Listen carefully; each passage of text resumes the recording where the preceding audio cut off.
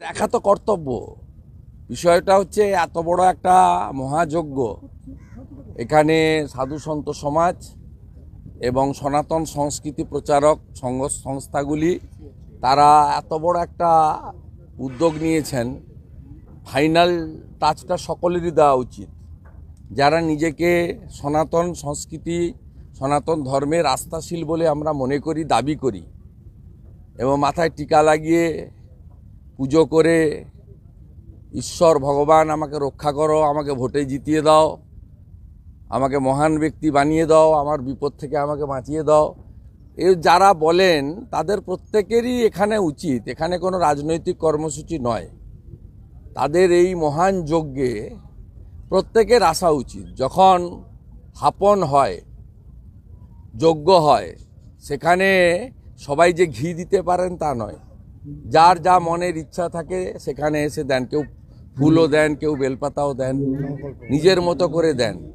তা স্বাভাবিকভাবে আমি সনাতন সংস্কৃতিতে বিশ্বাসী এবং যারা আয়োজক তারা আমাদের হিতাকাঙ্ক্ষী। আমি এখানে এসে আয়োজন দেখে গেলাম, ব্যবস্থাপনা মানে সরকারি সাহায্য বর্জিত এত বড় কর্মযজ্ঞ তারা এখানে করছেন।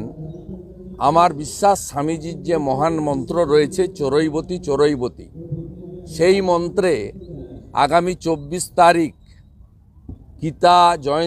গীতা জয়ন্তী যেটা আজকে হচ্ছে উপলক্ষে লক্ষ কণ্ঠে গীতা পাঠ এখানে একটা ঐতিহাসিক কর্মসূচিতে পরিণত হবে।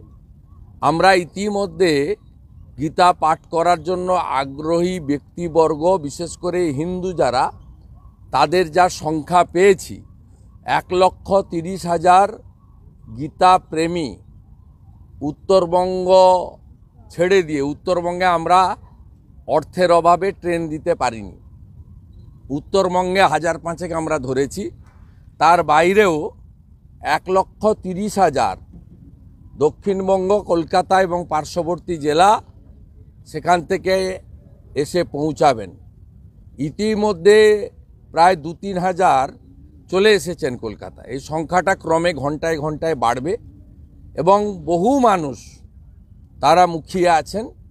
বাকি মিনিট টু মিনিট প্রোগ্রাম, নির্দিষ্ট প্রোগ্রাম সব আপনারা সময় মতো কমিটির পক্ষ থেকে জানিয়ে দেওয়া হবে।